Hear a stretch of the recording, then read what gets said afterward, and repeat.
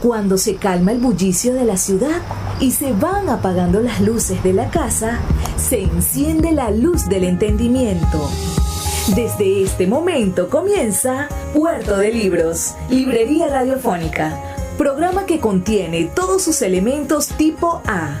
Puede ser escuchado por niños, niñas y adolescentes sin la supervisión de padres, madres o representantes. Comienza Puerto de Libros, Librería Radiofónica.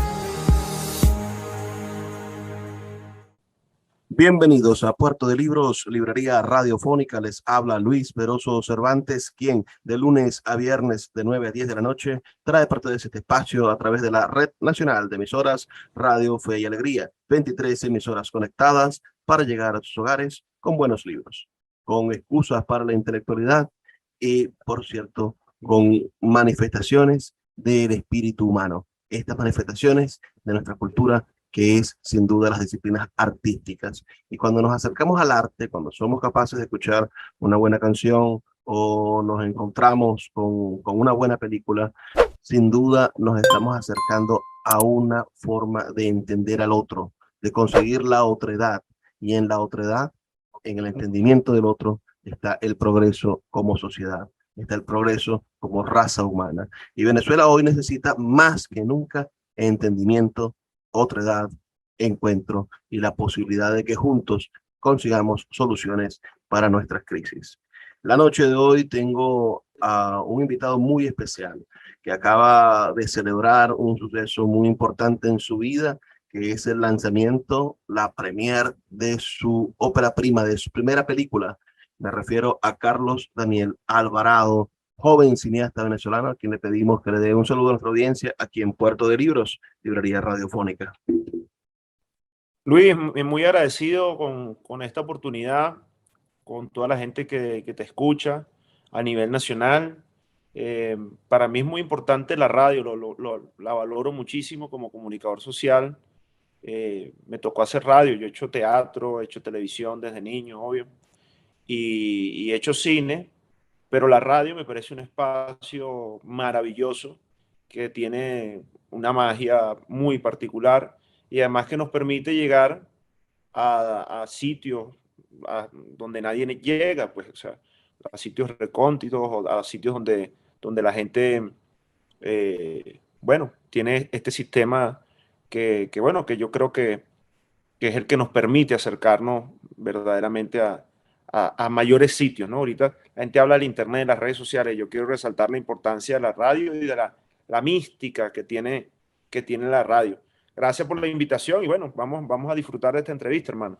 Bueno, comencemos a hablar un poco sobre ti, sobre esa familia tan peculiar en la que te tocó crecer, con un padre como fue Daniel Alvarado, un hombre entregado al mundo del arte, y una madre, por supuesto, también tu madre, Carmen Julia Álvarez, que es sin duda una dama del arte en Venezuela.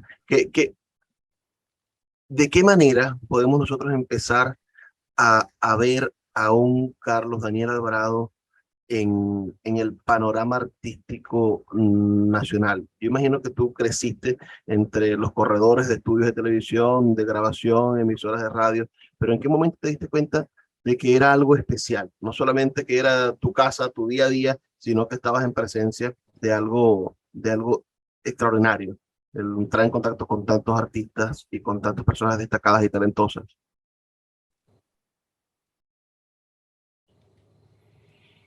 Sí, Luis, mira, lo que dice tu pregunta es muy importante porque nacimos en cuna de artistas primero, prefiero decir de artistas a famosos. Y bueno, desde que yo nací, el acontecimiento, bueno, salí en la revista Ronda, salimos en todas las revistas de farándula, hijo de dos famosos, y mi mamá todavía guarda esos recortes de prensa. Mi madre, una grandiosa actriz, hija de Laida Torrente, fundadora de Radio Caracas Televisión.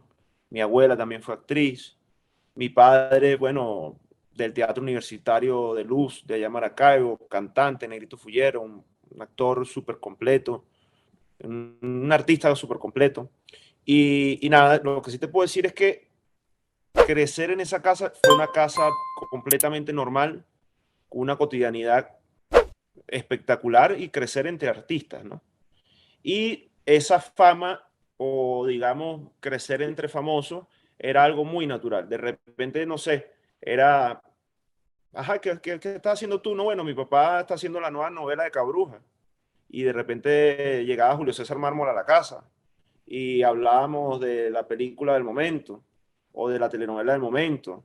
Y todo se tomaba con mucha naturalidad y con mucha humildad, ¿no? Entonces, para mí siempre fue normal, es como, no sé, diría yo, los que son todos los que son futbolistas, familia de futbolistas, es normal que jueguen fútbol, pues, o sea, y hablen de fútbol y de repente se consigan a alguien famoso, un futbolista famoso que llega a la casa y de repente eso para uno sería extraordinario, ¿no? Pero estoy seguro que viven una vida completamente normal. Entonces, eso para mí, lo primero, tuvimos una niñez espectacular a pesar de ser niños prodigios, de estar en la televisión desde niños, de, como tú muy bien dices, correr por los canales de televisión.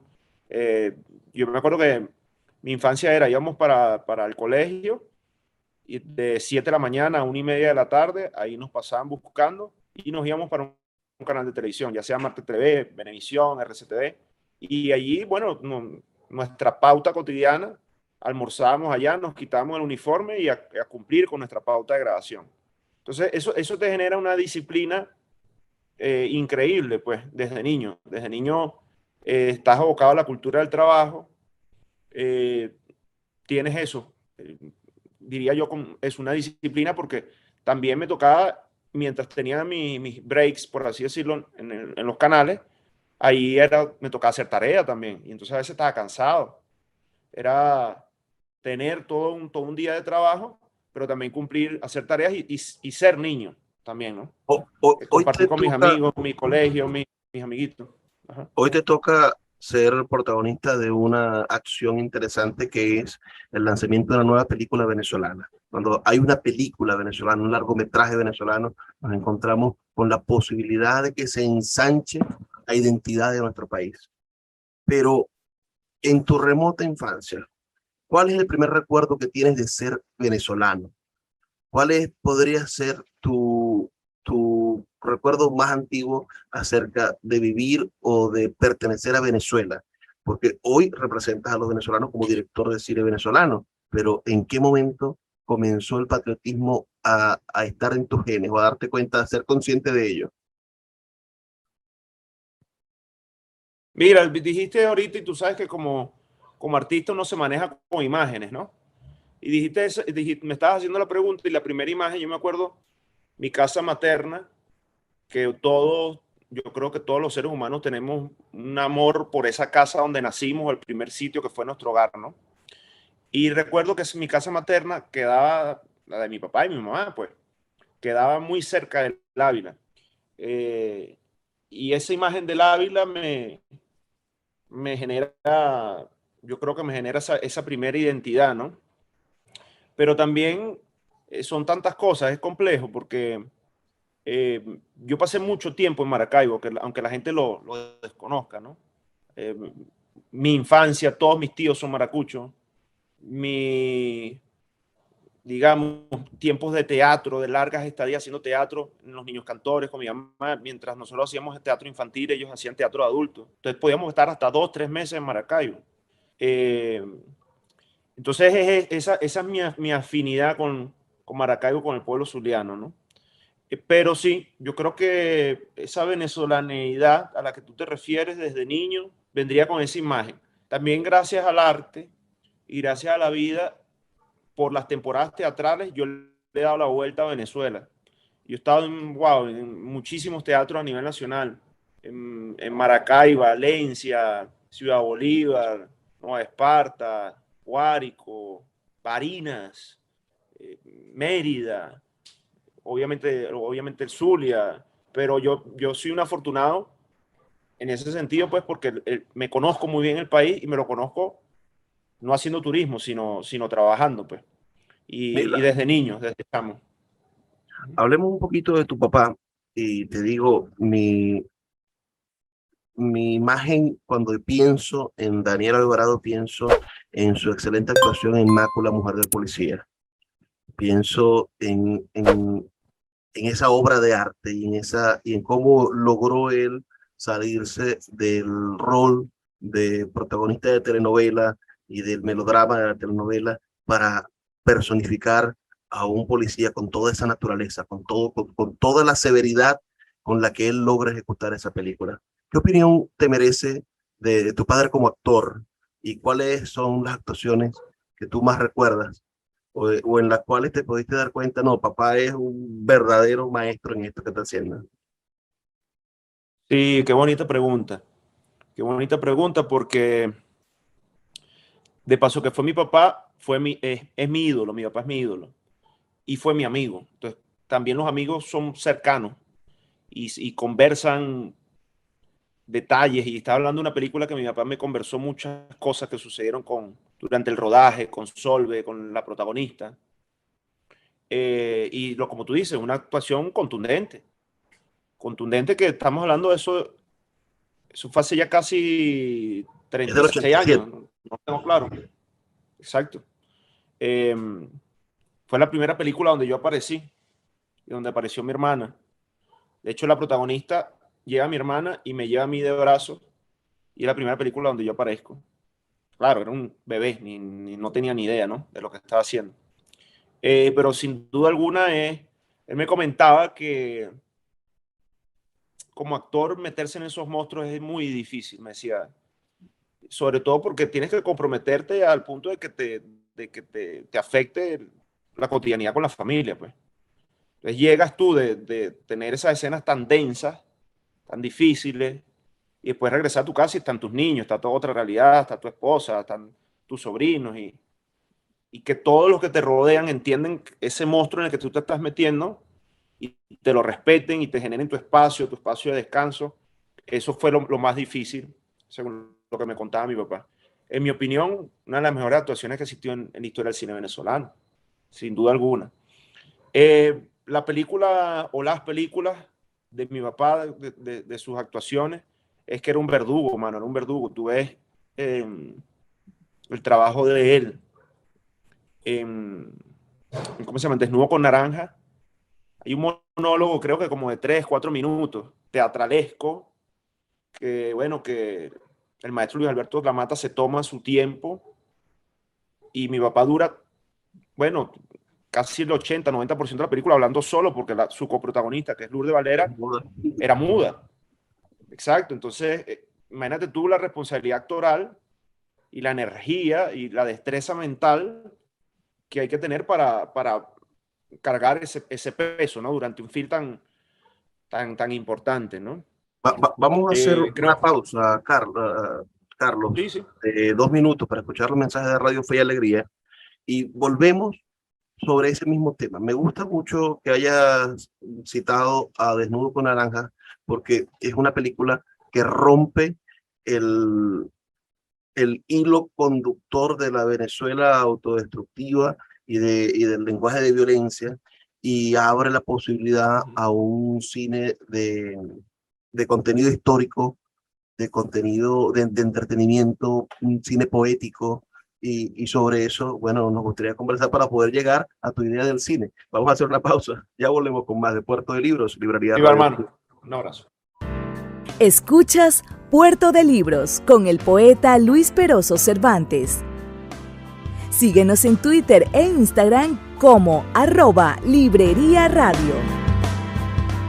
Seguimos en Puerto de Libros, Librería Radiofónica, esta noche con el joven actor, periodista, productor, hoy director de cine, ya graduado no solamente en el hecho de haber hecho la película, sino que por fin se ha estrenado y ya está en las salas de cine de todo el país. Esa es la verdadera graduación, no hay título que valga, sino el aplauso de la gente. Tuvimos el día del estreno en la ciudad de Maracaibo, viene en estos días también, se está haciendo el estreno en la ciudad de Caracas, va a estar en Todos Cines Unidos, que es una gran plataforma de distribución de cine en el país, y creemos que es una excelente oportunidad para poder descubrir el talento nacional, para poder saber quiénes somos y además poder entretenernos, porque es una película muy, pero muy divertida. Pero antes de llegar a hablar de Venite pa' Maracaibo, esta película maravillosa que acaba de estrenarse, me gustaría que conversáramos sobre cómo tu papá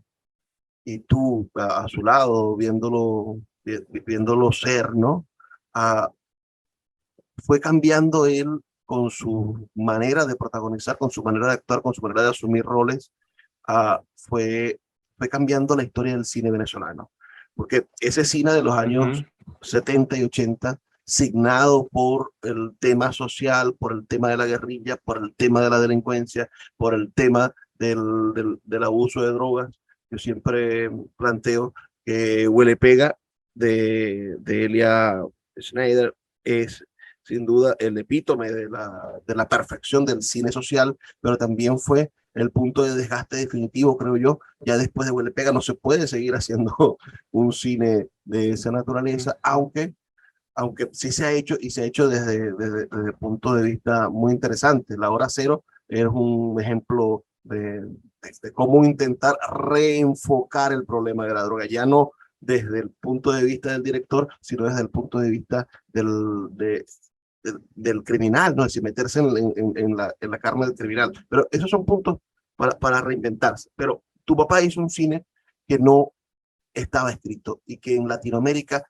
creo que no hay comparación. Las películas que le hizo son de, de, una, de un compromiso con el cambio del cine, de un compromiso con el cine más allá de los venezolanos, sino el arte puro. Háblame de tu apreciación sobre esa hermosa película Desnudos con Naranja, que además es una película que raya con lo poético, ¿no? Porque tiene un montón de imágenes y de metáforas que van a construir el final de la película. Háblame de esa relación con lo mágico, que casi en nuestro cine no hay relación con lo mágico.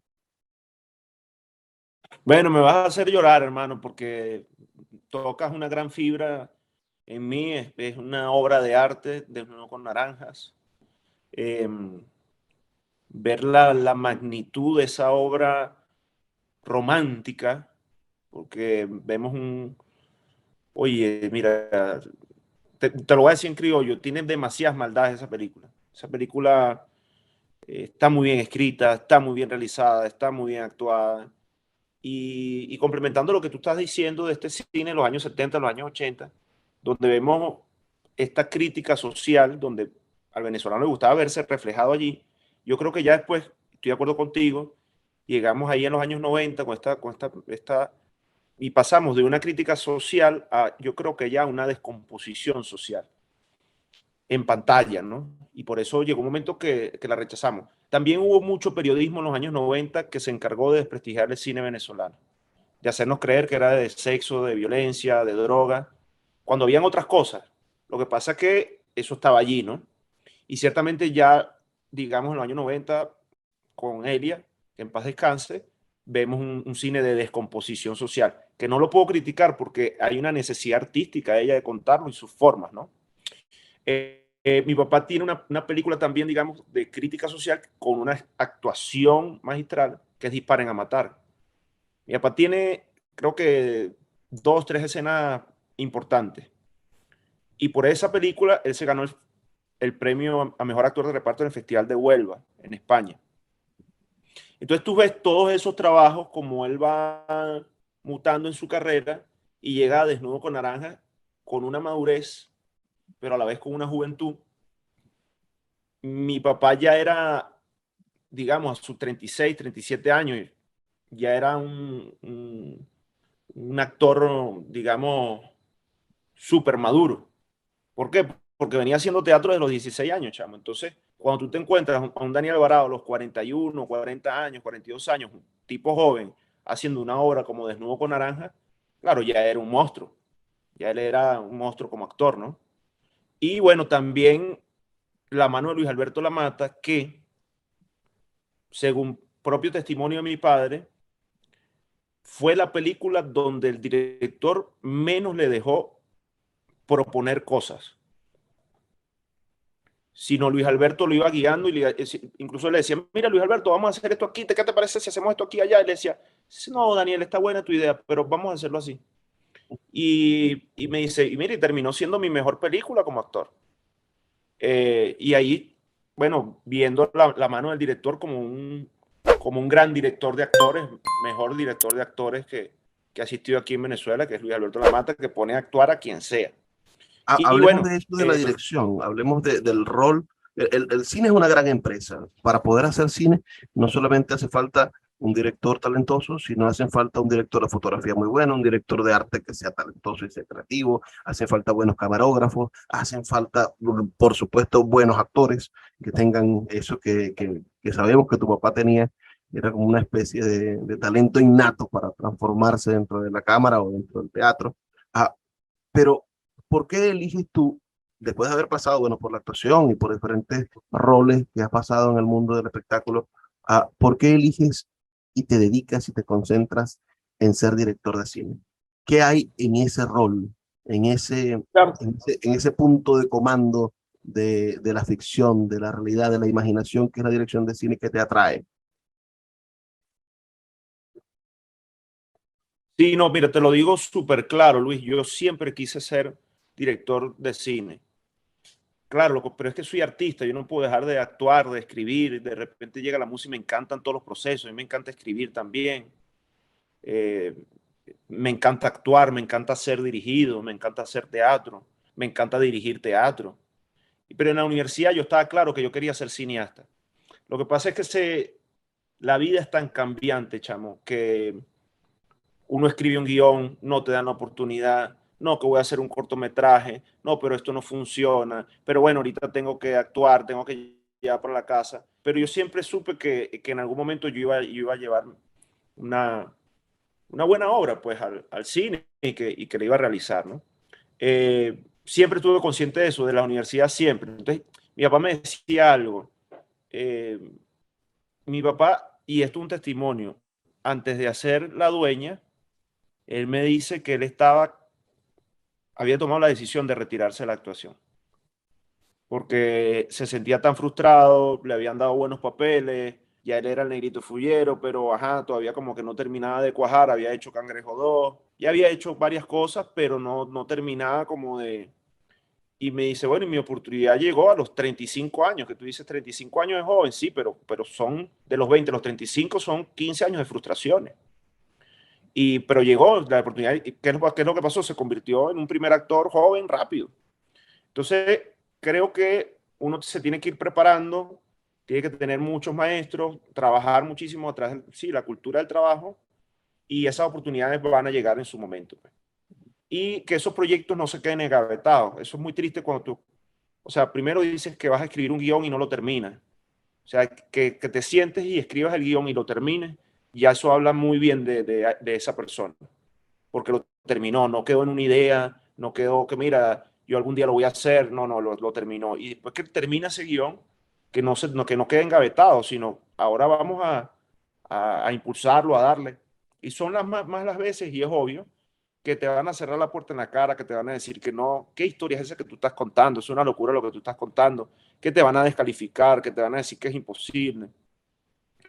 Pero bueno, es eso, son los sueños de uno, es la necesidad artística de uno querer contar su historia y bueno, hasta que se van cristalizando los momentos y las cosas se dan, pues.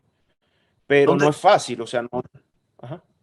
dónde comenzó el, la historia de Benito Maracaibo? Por allí estuve leyendo que fue en el año Mira, 2000 Benítez, en Valencia. sí, Amílcar es un gran artista, un gran amigo, hermano en Cristo. Y yo me encontraba en Margarita, mi esposa es margariteña, mi esposa estaba embarazada. Y yo le digo a Milcar, mira, Milcar, yo tengo la necesidad de sentarme a escribir. Y empezamos a conversar de distintas historias, de distintas cosas, tengo esto, tengo aquello. Y él me dice, oye, chamo, mire, yo te voy a decir algo. Yo tengo una historia que la basé para mí en el más maravilloso actor que ha existido aquí en Venezuela, que es tu padre, que es mi tío, Daniel Alvarado. Digo, no, pero es que yo no voy a hacer una película sobre mi papá. Me dice, no, yo me planteé que hubiese sido de Daniel Alvarado o de un Daniel Alvarado que no hubiese tenido éxito, que hubiese sido el de su vida. Y dije, chamo, ahí hay una historia. Ahí hay una historia. Y me acuerdo que él tenía no era ni un cuento, era, sí, 16 páginas escritas de momentos, ¿no? Como de momentos aislados. Y él me la pasa y empiezo yo a meterle mano. Yo digo, bueno, mira, esto por aquí, esto por allá, esto funciona, esto no funciona. ¿Qué pasa si esto va para acá, si esto va para allá? Y el mejor guión jamás se escribe, porque hasta el último día que estás ensayando le estás agregando algo o modificando algo. Pero te puedo decir que hicimos un mega guión de 156 páginas, que nos quedó larguísimo, pues el primer guión cinematográfico. Ya después pasamos a otras versiones y te puedo decir, habría sido la versión 20, 25. Uno pierde la cuenta de tantas modificaciones que uno va en el camino. Y así nace esa maravillosa historia que termina siendo un gran homenaje al arte, es un homenaje al actor. Como artista, lo primero que quiero hacer allí es homenajear al actor como tal, a esos actores que no han logrado el éxito y que de repente se dedicaron a otra cosa, se dedicaron a ser ingenieros, abogados, o de repente no tienen carrera, pero quisieron ser actores o quisieron ser artistas. Ese es el primer homenaje que está allí.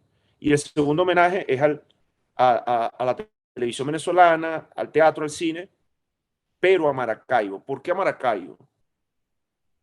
Porque yo quería, a través de este maravilloso actor, que es mi padre, darle un regalo en vida y homenajear a Maracaibo a través de mi padre.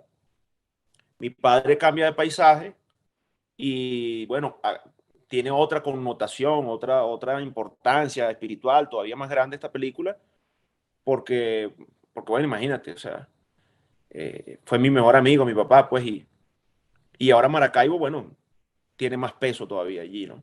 Entonces, bueno, Carlos, vamos esas a son hacer las dos otra vertientes, pausa. el actor y Maracaibo. Vamos ¿Sí? a hacer otra pausa, solo de 2 minutos para escuchar los mensajes de Radio Fe y Alegría. Ya volvemos con más de este programa especial con Carlos Daniel Alvarado, director de cine y joven artista venezolano. Ya volvemos. El poeta Luis Peroso Cervantes le acompaña en Puerto de Libros, Librería Radiofónica, por Radio Fe y Alegría, con todas las voces. Continuamos aquí en Puerto de Libros, Librería Radiofónica, esta noche conversando con nuestro director de cine recién estrenado en esta. Debe ser una alegría increíble poder por fin mostrar la película. Hacer una película, lo sabrán ustedes, compañeros que me escuchan, no es nada fácil. Implica, bueno, pasar años escribiendo el guión. Después de escribir el guión, bueno, convertir cada una de esas escenas en un presupuesto, en saber lo que va a costar cada escena, lo que va a costar tener un carro aquí, el vestuario, la iluminación, el sonido, todo lo que implica horas de grabación, hay que multiplicarlo por dinero que cuesta eso. Después de conseguir quien financie eso, después de haber hecho el presupuesto. Y después viene lo más difícil, es hacer que ese presupuesto que hiciste rinda realmente, porque siempre llueve o pasa algo, o alguien se cae, o se rompe una luz, pasa algo que puede complicarlo todo y que hace que los presupuestos, bueno, se vean afectados. Y después que está todo grabado, numerado, escena por escena, que hay una lista larga de cada uno de los nombres de las escenas, eso pasa al proceso quizás más engorroso y doloroso que tiene todo el proceso de creación, que es la edición, la postproducción. Allí es donde, bueno, muchos llevan frustraciones y dolores de cabeza porque no están presupuestadas quizás adecuadamente las horas del costo de la postproducción. Hay cosas que corregir. No se puede volver a grabar, ya el rodaje terminó. Uh, ¿cómo, ¿Cómo hacer para que todo embone? Ojalá no falte una escena, ojalá hayan escenas de más, etcétera, etcétera, etcétera, etcétera. Y tú hiciste todo esto, rodaje y postproducción, en 7 meses, en 6 meses. Es decir, qué increíble esfuerzo. Yo acabo de entrevistar este año a, a los amigos, ella tiene un apellido muy raro, Charlambidis, ella, Ajá, sí, sí, sí, sí, la Sterpi, directora sí. de, de Libertador Qué buena Boral, broma, Bromelia. y Sí, ahora qué sí, sí. buena broma Bromelia. Entonces ella me contaba todo, todo el tiempo que pasó en postproducción la película. O sea, la película fue Ujú. grabada hace 3 o 4 años, rodada, y la pandemia y un montón de cosas hicieron que la postproducción fuese larguísima. Y así muchísimas películas, bueno, pasan en el laboratorio, ya por lo menos no hay que revelarlas, ¿no? Pero pasan en el laboratorio de postproducción un montón de tiempo. Háblanos de los tiempos que te llevó a hacer esta película. ¿Cuánto tiempo tardaste realmente? Si tú dices, bueno, estos son 5 años de trabajo, son 10 años de trabajo, ¿cuánto tiempo tardó Benito Maracaibo en salir a la luz, en convertirse en luz, en proyectarse en una pantalla de cine? Por fin, pues ya está hecho. No, y lo más importante, Luis, que nos quedó bien, porque podemos hacer una película en 7 meses pero que el resultado sea malo, pues, pero no, aquí tenemos una película que quedó hermosa, quedó bella. Lo más importante es que hice la película que yo quería hacer, no hice la película de otro, no hice una película de un plano que yo no seleccioné, o mire, yo no quería este plano, sino, mira, no quedé conforme, entonces tengo una cosa, no, no, eso es lo que mejor, lo que más felicidad me causa es que yo me acuesto a dormir y no me perturba como artista que yo no me haya expresado en cada una de sus facetas, ¿no? Tu pregunta es importantísima. Tú estás haciendo todo ese recorrido, mi pana, y yo me cansé, porque lo que hicimos fue de verdad, wow, impresionante. Lo primero, la planificación. Planificación, llegamos a Maracaibo, estar consciente de que el cine tiene un orden gerencial muy importante. Y los jefes de área cinematográfica. Y allí tienes que contratar a profesionales sobre los cuales tú puedas delegar funciones, ¿no?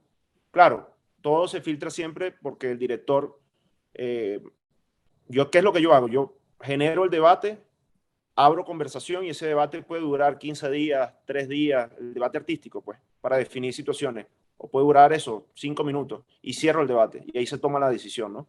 Pero como es arte y el arte no es ingeniería, no es otra cosa, no es rígido, es necesario que los artistas se expresen, es necesario que el director de arte se exprese, que la directora de arte se exprese, además que eso enriquece la película, que el camarógrafo se exprese. Entonces, lo primero, los jefes de área cinematográfica, definir eso. Luego de tener eso bien claro, ¿qué vamos a contar? ¿Cuál es la historia que vamos a contar y cómo la vamos a contar?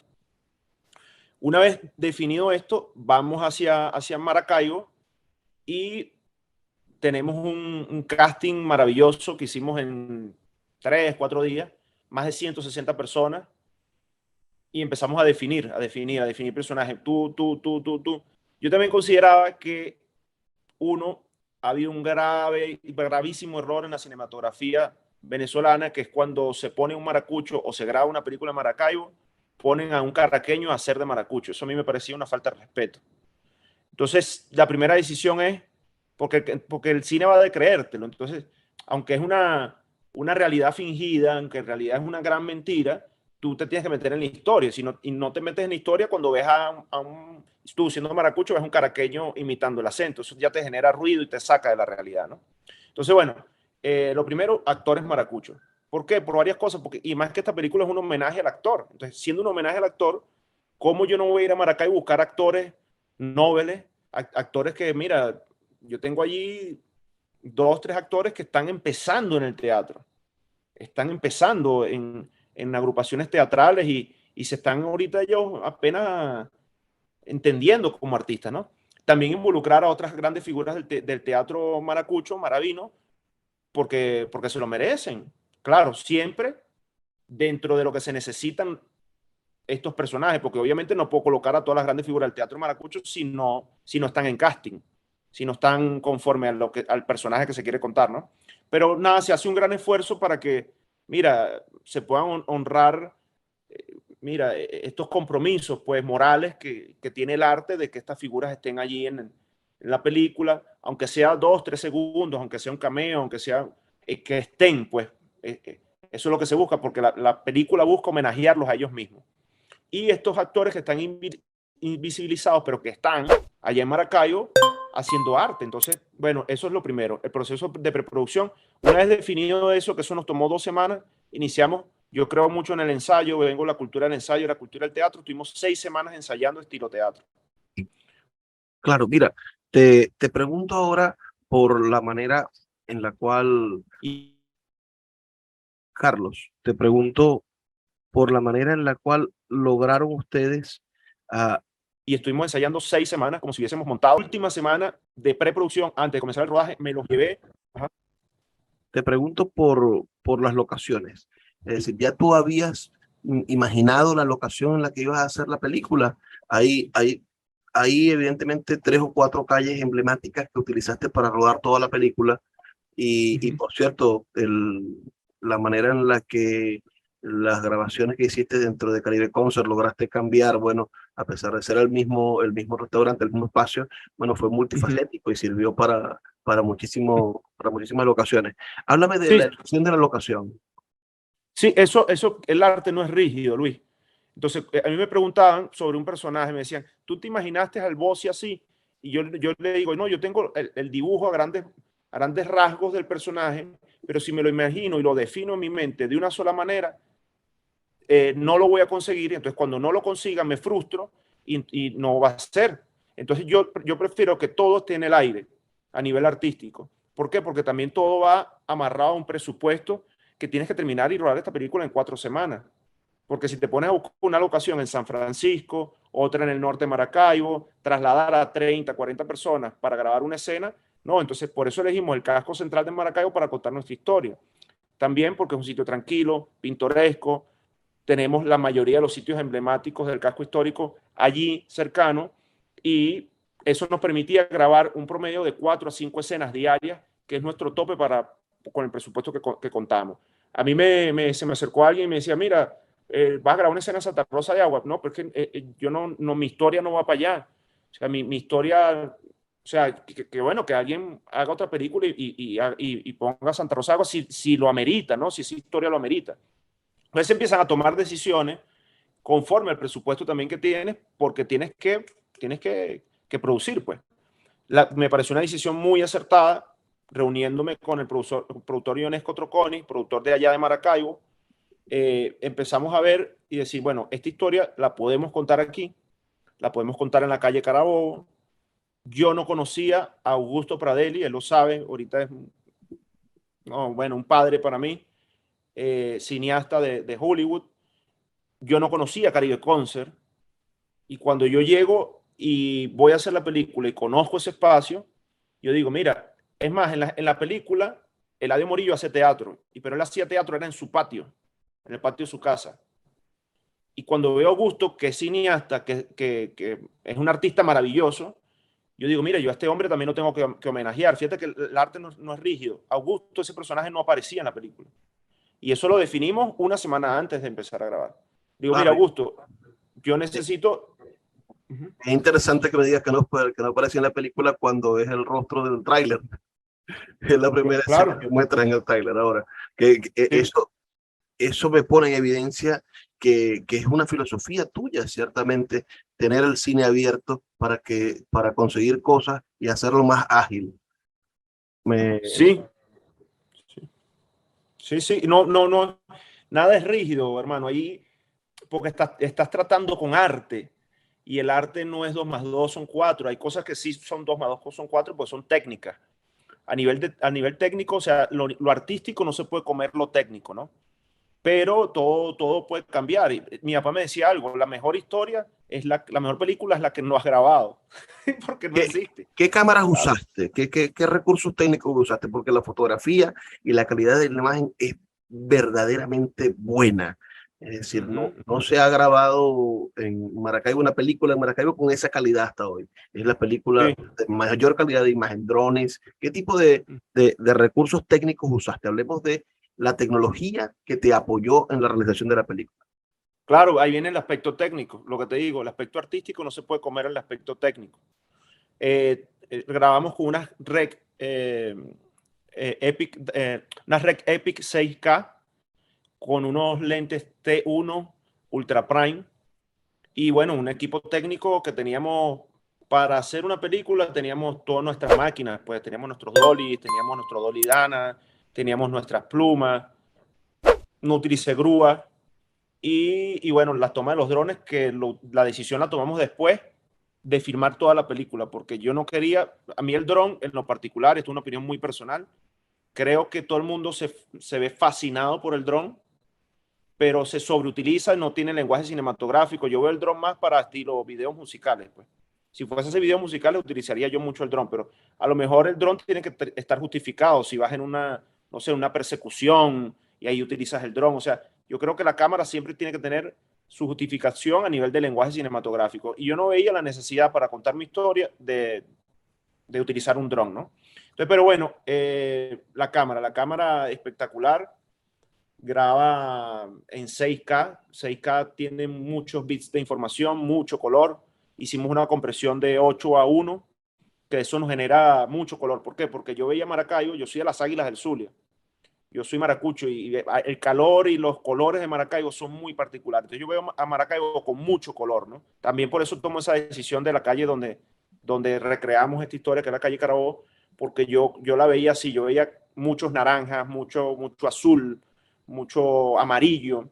Entonces tomamos la decisión de que fuese una cámara que pudiéramos sacar el mayor rendimiento a nivel de colorización. Y bueno, el beneficio de los lentes, que los lentes son Ultra Prime, que es la gama más alta a nivel cinematográfico que se puede conseguir. Grabamos con lentes de 16, de 24, 36 milímetros, 50, que es el que menos me gusta en lo particular, pero se usa mucho, se utiliza muchísimo. El de 85 milímetros, que es una belleza de lente, lo que hace ese lente. 125, y grabamos con un teleobjetivo de 300, que es una belleza excelente porque te pones a 25 metros del objetivo de la persona, y de verdad que es maravilloso lo que hace en la cámara, ¿no? Entonces, toda esta gama de lentes, me llevé bueno, uno de los mejores foquistas de Venezuela, que es Nayan, un grandioso camarógrafo del cine como Camello, como José Gabriel Méndez. En el sonido me llevo a Poleo, que el sonido aquí en Venezuela generalmente es una de las cosas más criticadas, y tenemos un maravilloso sonido directo y una postproducción de sonido impecable donde le dimos personalidad, porque aquí en el cine venezolano estamos acostumbrados a darle preponderancia a los ambientes en vez de a las voces. Entonces siempre en el cine venezolano chocan los ambientes, hay mucho reverb, hay mucho, ¿sabes? Hay mucho eco, y nosotros decidimos darle la importancia primero a la voz de los personajes, luego a la música y luego a los ambientes. Y creo que eso es otra decisión acertada. Vamos a hacer otra pausa de 2 minutos para escuchar los mensajes de Radio Fe y Alegría y volvemos con nuestro último segmento, donde sí, bueno, intentaremos interpretar ya o analizar el argumento de la película, que la gente todavía no sabe muy bien qué es Venite pa' Maracaibo. Ya volvemos. Escuchas Puerto de Libros con el poeta Luis Peroso Cervantes. Síguenos en Twitter e Instagram como @Librería Radio. Seguimos en Puerto de Libros, Librería Radiofónica, ya en nuestro último segmento, en esta entrevista con el joven artista venezolano Carlos Daniel Alvarado, hijo de dos ilustres figuras del cine y de la televisión, pero sin resquemor a ello y sin vergüenza, por supuesto, porque es un hombre que ama a sus padres, pero ya él está haciendo su propio camino, está haciendo su propia voz, y ha comenzado por ser, en esta misma semana, ser el más nuevo de los directores de cine de Venezuela. Y con su película Venite pa' Maracaibo, que tuvimos el inmenso placer de acompañarlo en la premier que se hizo en Maracaibo esta semana pasada. Ahora, esta película, a mí siempre me han interesado los personajes que hablan sobre el fracaso. Regularmente el cine, la narrativa, las novelas en general, o lo que las masas les gustan, si nos vamos por la telenovela, siempre es el personaje exitoso y grandilocuente. Pero lo más común que tenemos los seres humanos es encontrarnos con altos y bajos, y sobre todo con muchos bajos últimamente para algunos. el fracaso hay que desmitificarlo y convertir a nuestros protagonistas en personas que tienen sueños y que intentan realizarlos, y que se tropiezan cuando los realizan. Yo creo que es una manera de ir humanizando a los protagonistas, ir humanizando lo que se está presentando.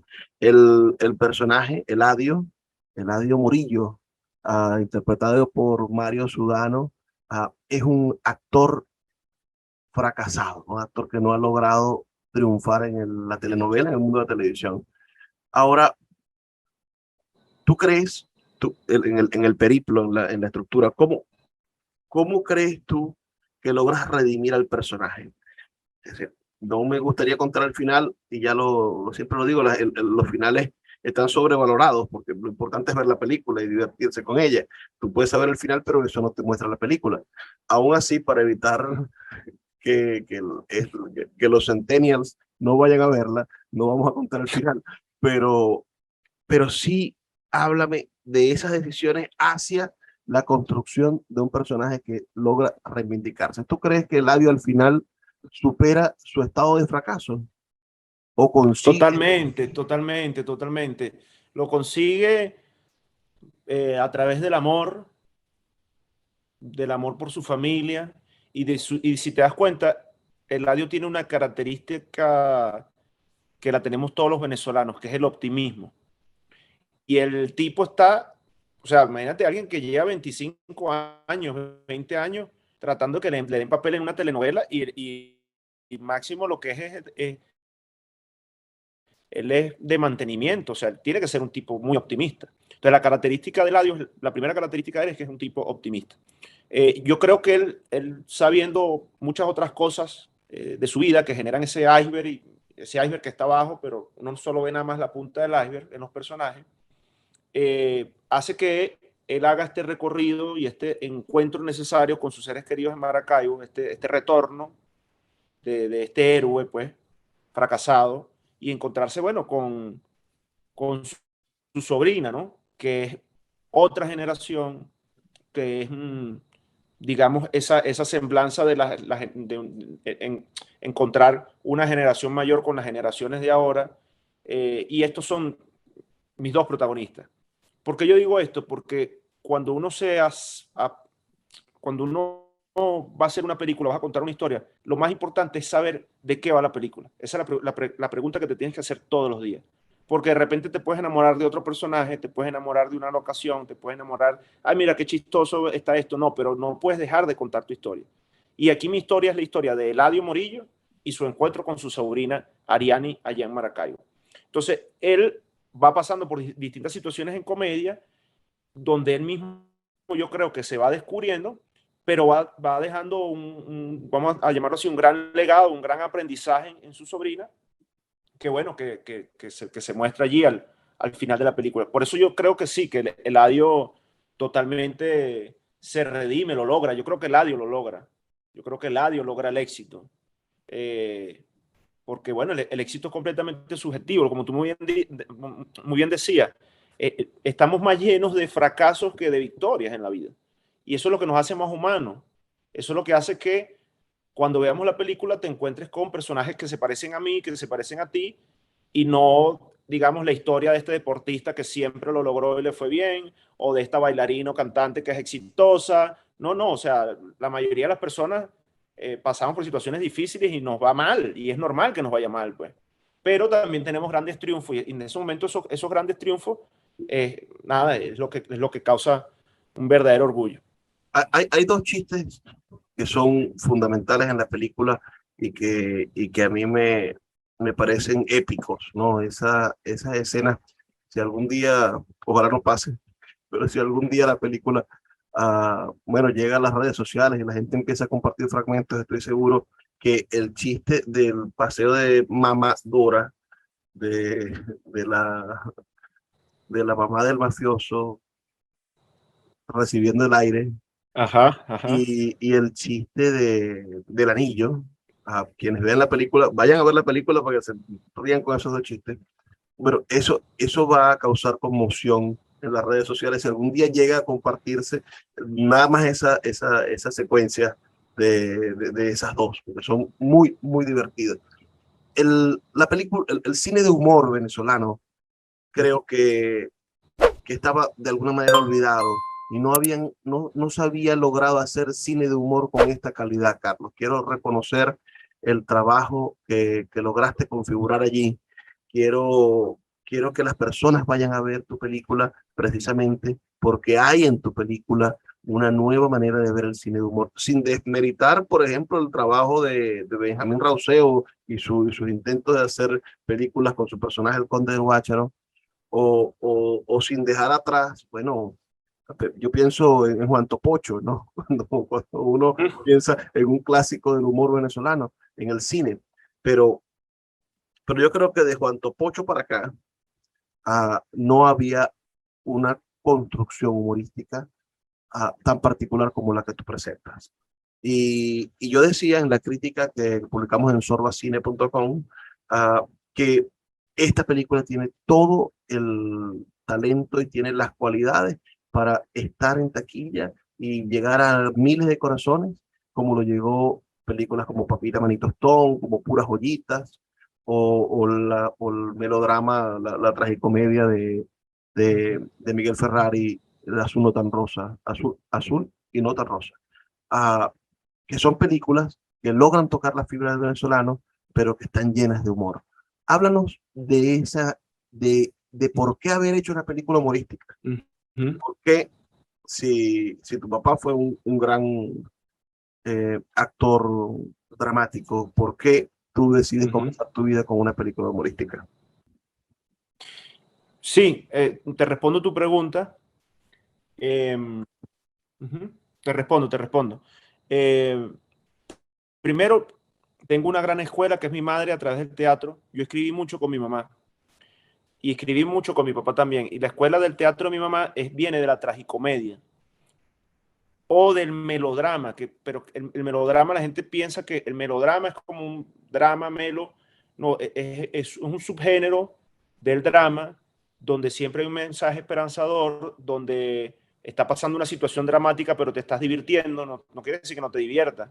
Y lo otro es no buscar el chiste fácil, no buscar la grosería para hacer el chiste, no buscar, porque considero que se puede hacer humor inteligente, no como está sucediendo ahorita en las redes sociales que vemos todo que es grosero, ¿no? Entonces, bueno, desde ese punto de vista lo abordamos porque existe la necesidad artística. Existe la necesidad artística además que el venezolano está lleno de humor. El venezolano, mira, está en un velorio y echa un chiste, y aunque le duela mucho el ser querido, pues, o sea, el venezolano es así, ¿no?